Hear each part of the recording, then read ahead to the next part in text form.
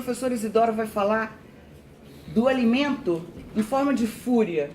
Gente, bom dia. Meu nome é Isidoro, eu sou médico endocrinologista, dou aula no curso de pós-graduação e quero dizer para vocês que eu estou muito encantado com a presença de vocês e pelo interesse a esse tema tão interessante e tão envolvente e comum, né? Os transtornos alimentares estão cada vez mais comuns na nossa clínica diária, né? Nós, como terapeutas, estamos sempre encontrando este paciente nos nossos consultórios, nas nossas conversas, nas nossas famílias, nos jornais, nas revistas, né? Então é bem importante que nós que temos essa vocação terapêutica, tenhamos grande consciência de como funcionam essas doenças. A Dirce fez uma abordagem, ao meu entendimento, sobre o afeto. Eu acho que Dirce mostrou a questão da doença do transtorno alimentar dentro da crise de afeto que vivemos hoje dentro da nossa sociedade. Há uma crise de afeto dentro das famílias, há uma crise de afeto entre as nações, há uma crise de afeto entre a pessoa e ela mesma, né? Nós podemos enxergar isso, né? A questão, por exemplo, da alimentação dentro de casa, né? As pessoas, os novos hábitos, os almoços e os jantares que no passado eram em família, hoje já não são mais, né?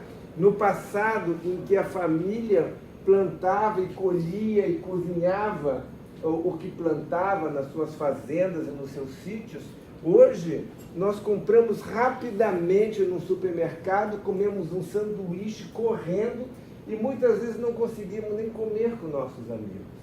Então, isso vai mudando a relação com o afeto, né?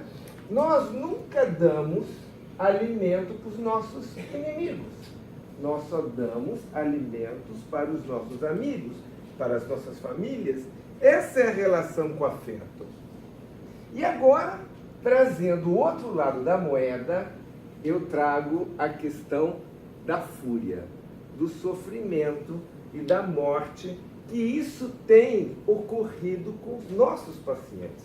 E até posso ir mais adiante, tem ocorrido de forma sistemática em nossa sociedade.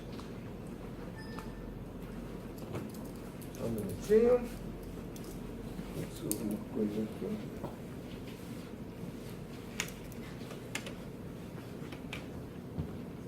Agora vai funcionar.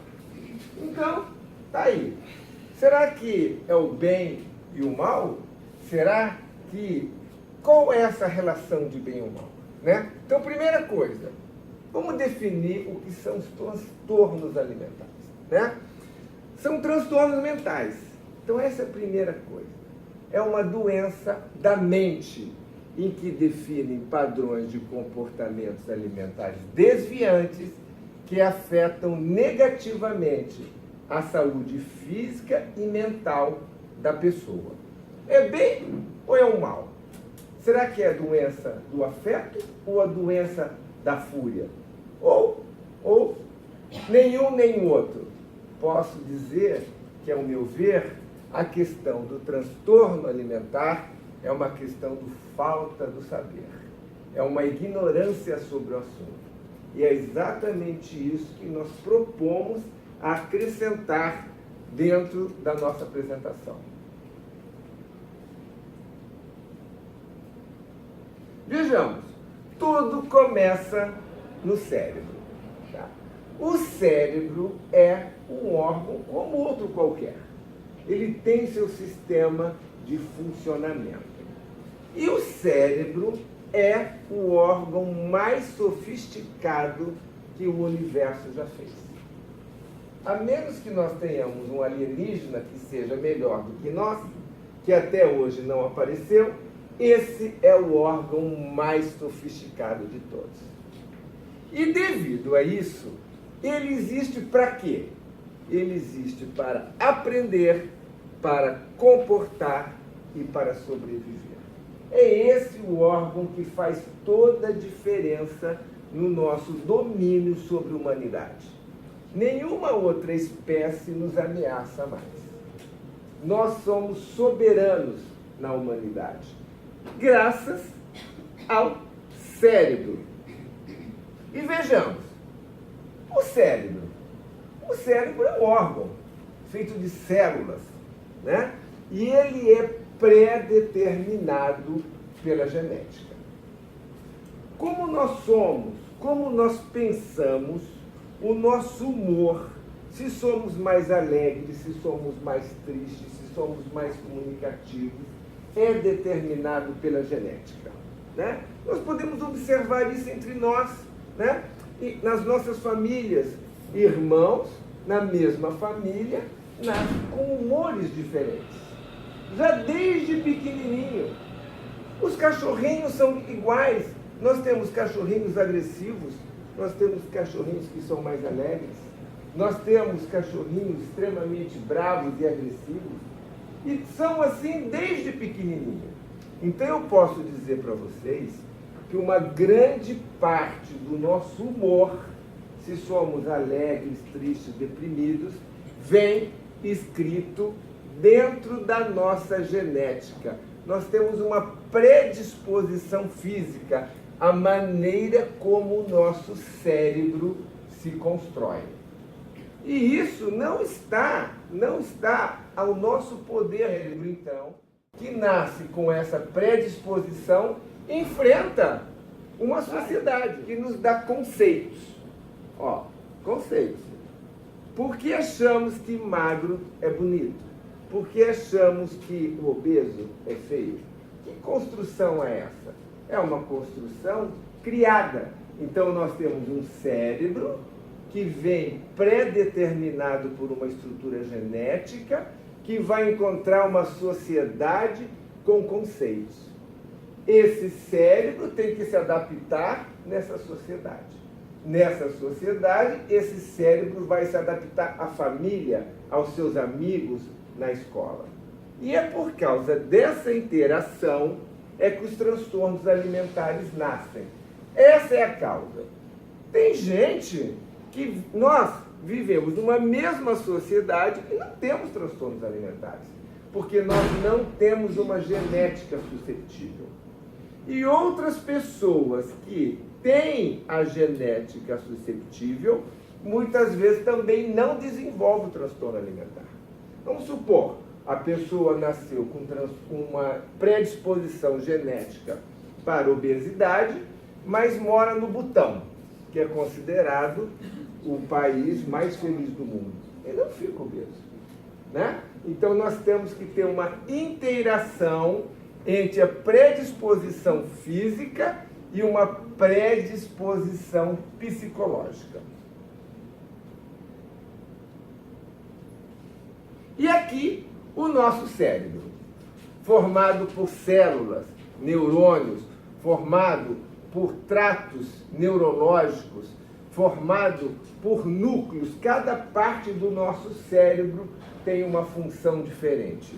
E dentro de cada função, nós temos uma rede de neurotransmissores. Então, se nós nascemos com uma quantidade de noradrenalina em nosso cérebro maior do que dopamina, nós somos pessoas mais nervosas. Se nós nascemos com mais serotonina no corpo e mais dopamina, nós somos pessoas mais alegres. Se nós nascermos com mais dopamina no cérebro, nós temos mais possibilidade de amar o próximo. Se nós nascemos com mais noradrenalina no cérebro, nós temos mais possibilidade de sermos agressivos. Então, nem sempre é uma escolha voluntária. Nós temos uma predisposição corporal, cerebral para o nosso comportamento. Cada coisa que sentimos tem uma expressão química. se nós ficamos alegres, neurotransmissores aumentam em nosso cérebro.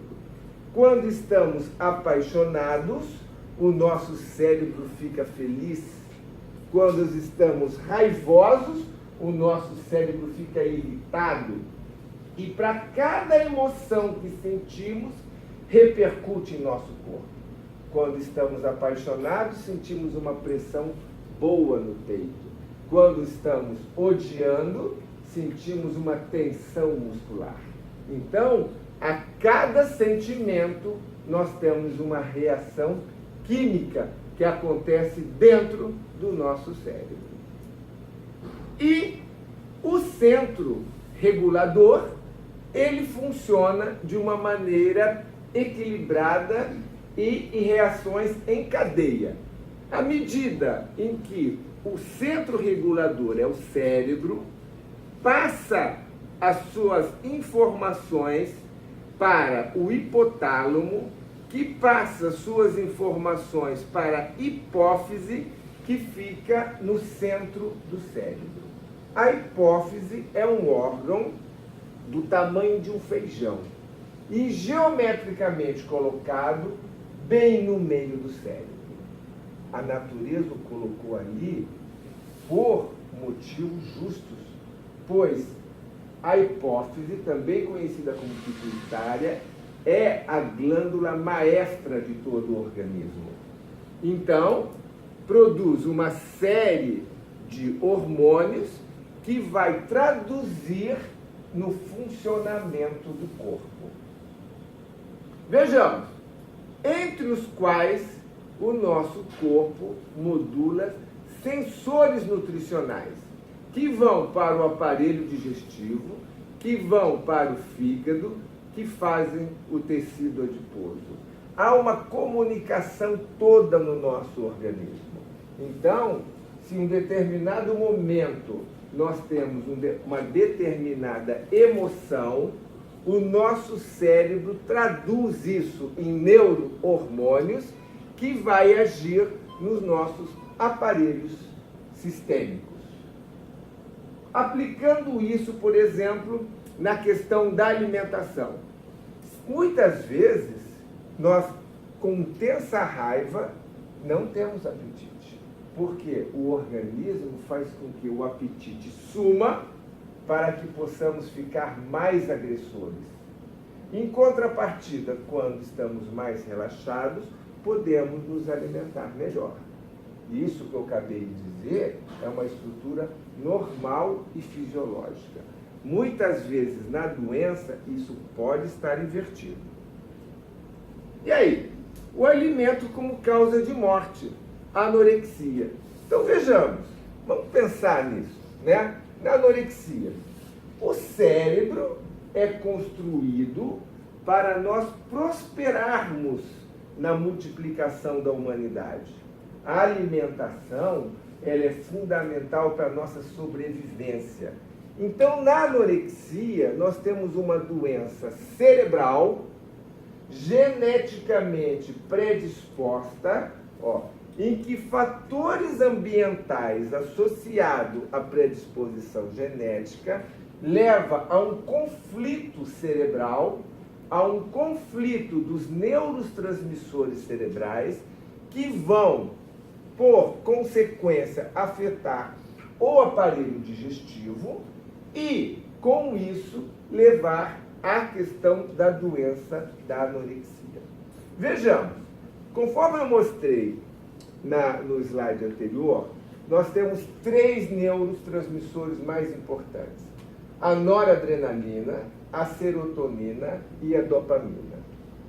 A dopamina está muito relacionada ao amor, ao bem-estar.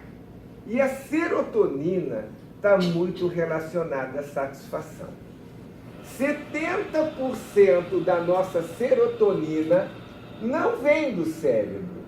70% da serotonina vem do aparelho digestivo. Por isso que nós, quando nos alimentamos, nós nos sentimos tão bem.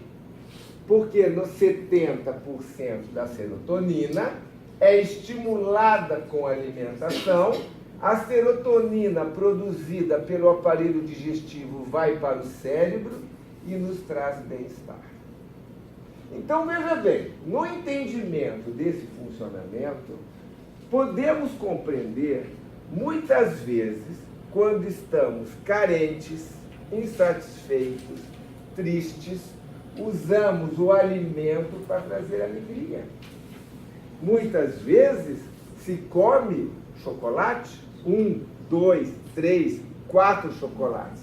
É uma pena que o efeito do açúcar sobre o aparelho digestivo, serotonina e cérebro seja tão fugaz, dura 3, 4 minutos.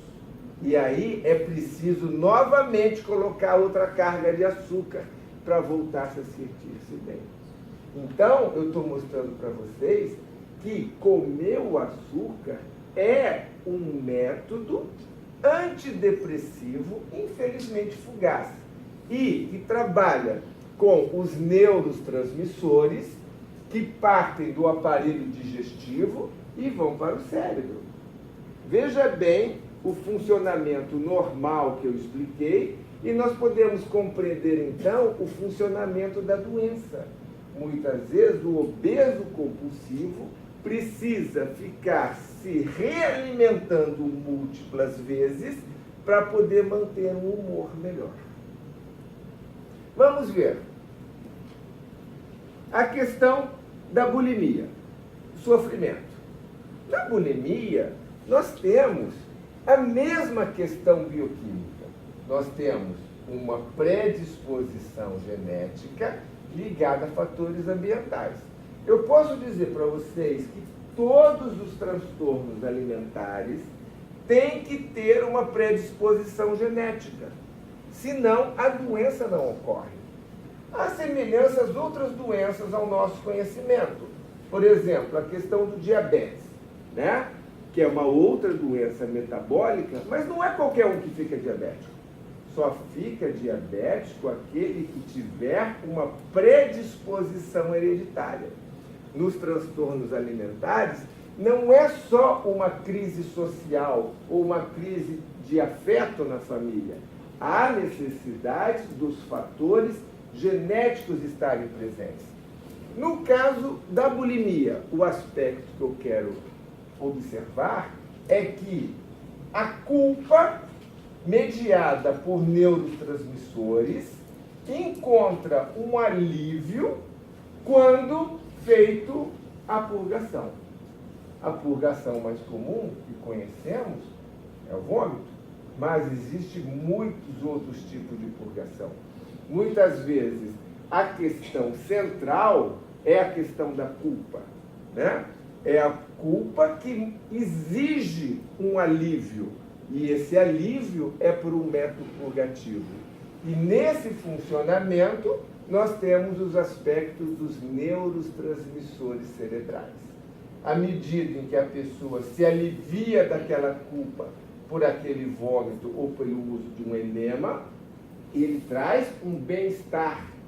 Por isso que se esse paciente não fizer a atitude purgativa, ela entra num processo de angústia.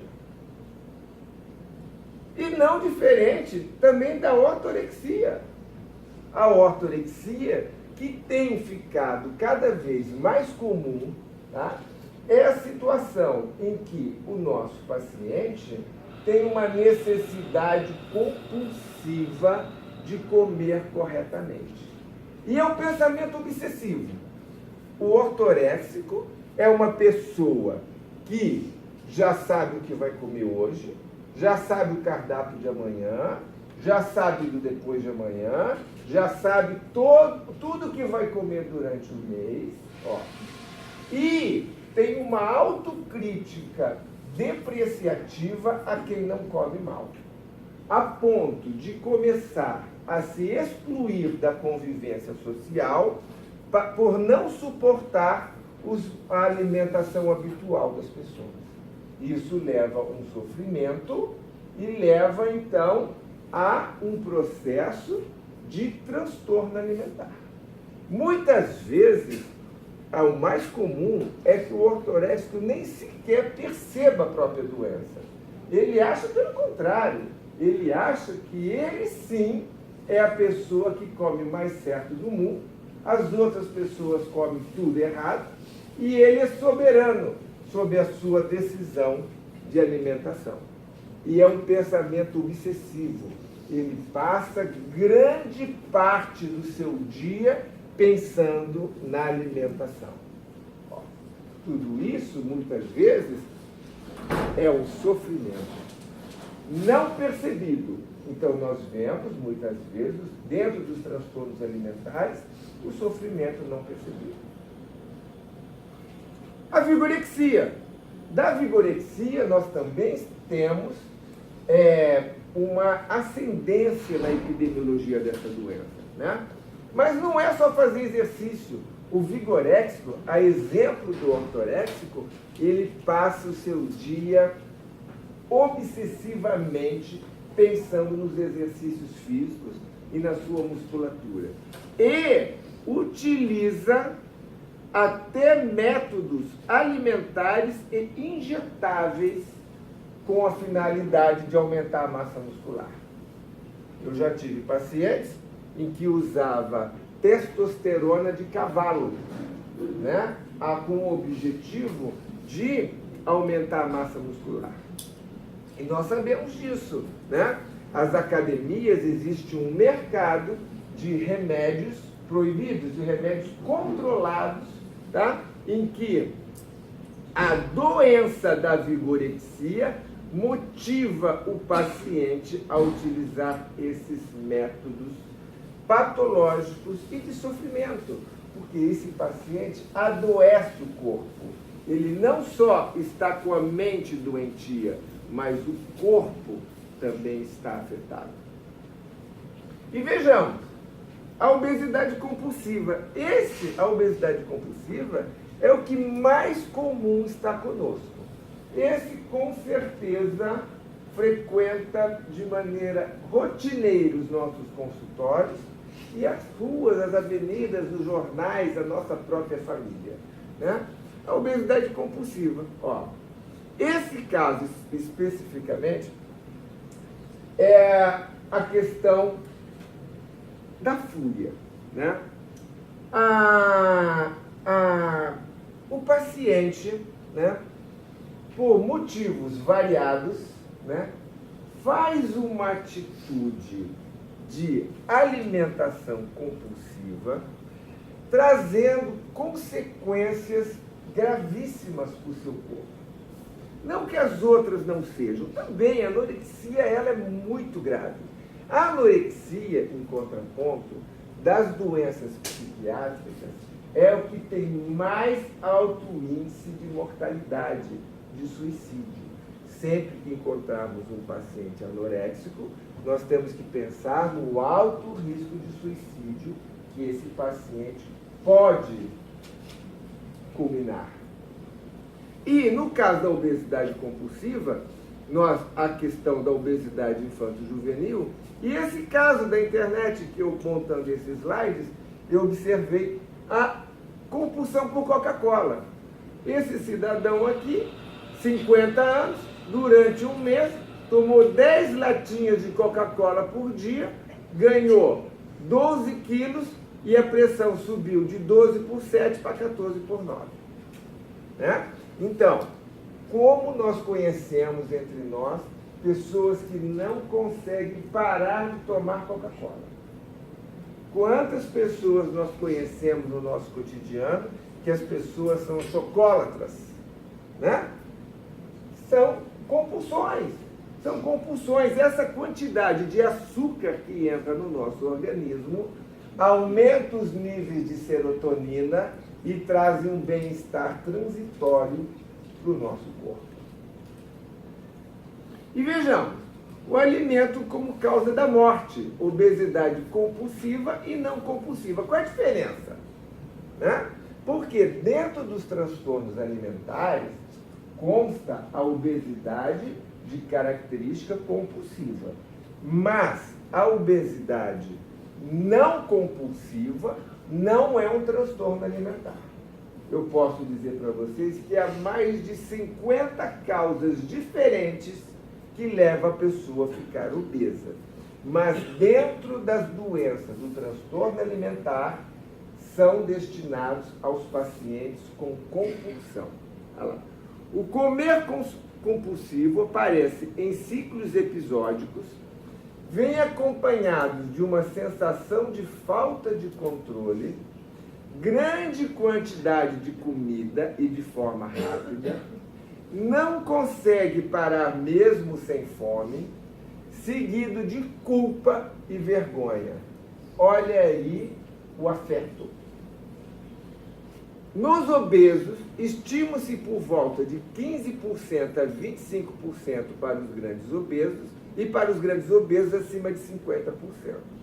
E é um comportamento de característica depressiva. Né? A depressão, sim, passa a ser a causa de todos os transtornos alimentares. Nós temos a depressão como causa fundamental. Né? E depressão, de longe, não é tristeza. Depressão é um estado de insuportabilidade do vazio. Essa é a característica. Né? Todos nós temos algum nível de depressão, mas um nível de depressão tolerável. Assim como todos nós temos glicose no sangue. Todos nós temos. Mas acima de um limite, o paciente é diabético. Todos nós temos pressão sanguínea, mas acima de um limite, o paciente é hipertenso. Todos nós temos um vazio, mas acima de um nível de tolerância, nós temos a doença depressiva. E essa intolerabilidade desse imenso vazio faz com que as pessoas encham o vazio com várias alternativas para melhorar a suportabilidade dessa dor. Muitas vezes a comida é um excelente método para encher esse vazio. Um excelente no sentido de que é fácil. Por isso a obesidade epidêmica. Outros enchem o vazio com drogas ilícitas. Outros enchem o vazio com o trabalho, que é o trabalho cólatra. A pessoa acorda trabalhando, vai até a noite trabalhando e esquece que existe o próprio vazio. Então, há várias maneiras de compensar isso. No caso da compulsão e a obesidade, o paciente utiliza a comida para tratar e compensar essa insuportabilidade do vazio. E isso traz, então, repercussões orgânicas. Vejamos, olha lá. Sensores nutricionais do adipócito. À medida em que o corpo vai engordando, principalmente nas vísceras abdominais, tá? O adipócito, que é o tecido gorduroso das vísceras abdominais, produz uma série de elementos inflamatórios que levam ao aumento da pressão arterial e levam o aumento dos níveis de glicose e de colesterol. Então, nós temos um quadro de uma doença depressiva, com um comportamento compulsivo sobre o alimento, repercutindo sobre o adipócito abdominal e levando o corpo a um estado inflamatório. Olha aí o transtorno alimentar como uma fúria e, consequentemente, encurtando a vida, acelerando a morte. Aqui, morte na superobesidade. Esse caso do Manuel Uribe, conhecido no mundo todo. Um mexicano, durante muitos anos foi considerado o homem mais gordo do mundo. Chegou a 500, acho que ele bateu 554 quilos. Olha o que essa doença compulsiva levou à fúria desse corpo. Né? No exame médico, como ele é um caso internacional, e está bem detalhado pela internet, os médicos que o cuidaram não encontraram qualquer doença hormonal, os níveis de açúcar normal, os níveis de pressão arterial normal. Olha só que interessante esse caso dele. Ele só tinha um imenso excesso de peso. E o excesso de peso dele culminou principalmente na pele. No caso do Uribe, no caso da questão da distribuição do tecido gorduroso, a natureza fez com que o tecido gorduroso fisiológico, aquele que é guardado para ser usado numa reserva futura de carência, tá? Ele é reservado na pele.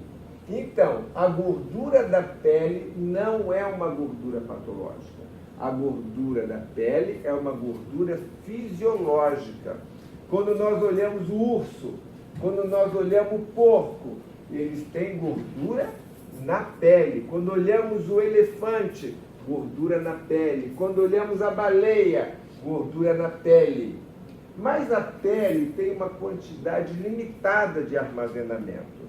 E nós, humanos, continuamos comendo mais do que a pele tem a capacidade de reservar, de armazenar. Quando chega esse ponto, a gordura, por não ter mais para onde ir, se acumula no fígado e no abdômen. Essa gordura é uma gordura ectópica, é uma gordura armazenada fora do lugar fisiológico e causa, então, uma inflamação sistêmica. Motivo pelo qual os obesos com adiposidade visceral têm mais incidência de cânceres, têm mais incidência de infarto, têm mais incidência de acidente vascular cerebral. Morte na superobesidade, 445 quilos. Morreu de pneumonia e choque séptico. A questão, mais uma vez, morte na superobesidade, 29 anos, 508 quilos. Fez redução do estômago, emagreceu 30 quilos e depois faleceu porque não suportou esse emagrecimento rápido. Morte na superobesidade. Esse é um caso que nós tivemos juntos, né? Um caso bem interessante que eu gosto de apresentar, que hoje em dia a cirurgia bariátrica está bem popular, né? Nós temos por volta de 70 a 80 anos desde a primeira cirurgia bariátrica feita nos Estados Unidos. E esse método se tornou consagrado para tratar essas grandes obesidades, né? Mas nós temos casos extremamente interessantes e essa dinâmica emocional com esse nosso doente nos trouxe até umas apresentações em congresso, né? Porque ele nos dá um modelo bem importante do funcionamento emocional e peso, né? Homem de 41 anos, IMC de 57, ele é acima de 40 é obesidade mórbida, acima de 50 é superobesidade. Então, IMC de 57, superobesidade, sedentário, toxicômano. Olha que coisa interessante, né? Observando a compulsão dele. Ó. Alcoólatra, síndrome metabólica grave, olha o tecido adiposo em abdômen, glicemia alterada de jejum, não era um diabético, era um pré-diabético. Hiperinsulinemia, níveis de insulina elevados no sangue. Hiperuricemia, ácido úrico elevado no sangue. Aumento das transaminases hepáticas, mostrando um fígado inflamado. Dislipidemia, colesterol alto. Gastrite e esofagite por refluxo. Esteatose hepática grau 3, que é gordura no fígado. Aumento do ventrículo esquerdo, o coração tendo que bombear o sangue para esse corpo todo, hipertrofiou. com função cardíaca normal e teste ergométrico normal. Ele, antes de ser operado, submeti esse paciente ao teste ergométrico e ele passou bem pelo exame do coração. Mostrou baixa aptidão física, nada demais. Mas tinha uma psicopatologia depressiva e compulsiva em tratamento psicoterápico. Com a doutora Dias. Interrompeu o uso de drogas cerca de 1 ano antes da cirurgia bariátrica. Foi operado com sucesso, com remissão dos sintomas depressivos compulsivos. Melhorou todo. Com a melhora, abandonou a psicoterapia.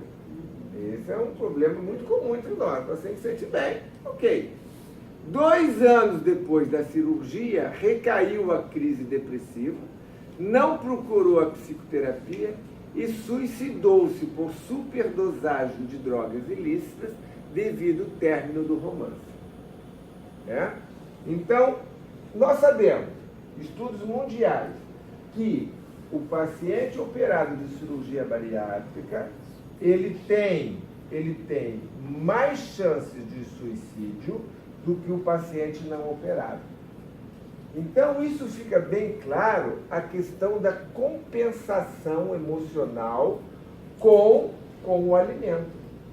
O paciente com cirurgia bariátrica, ele perdeu a capacidade de compensar a sua depressão com a comida. Ele estava com o estômago pequeno, já não comportava ele comer. Ele já tinha abandonado as drogas.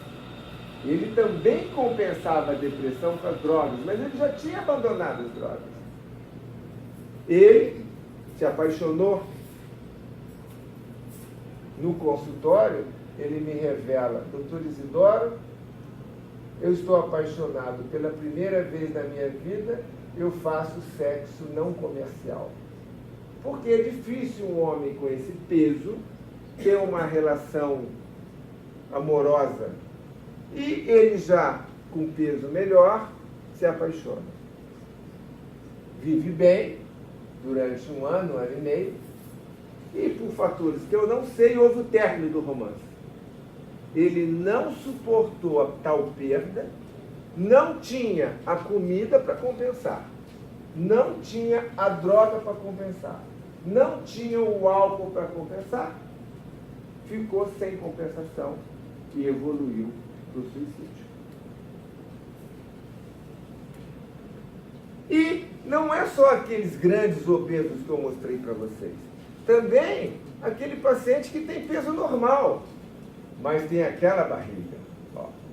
Essa barriga é que causa todas essas doenças sistêmicas. Aterosclerose, infarto agudo. Então, no nosso consultório, não vão muitos desses pacientes de 500 quilos que nós vemos aí, eu apresentei, visto na internet. O paciente mais pesado que tivemos chegou a 330 quilos, mas acabou morrendo antes de ser operado. Mas, vejamos, o paciente do cotidiano é aquele que tem um sobrepeso, mas tem uma barriga bem adiantada, bem pronunciada. Então, o olhar clínico do terapeuta tem que saber entender aquele abdômen.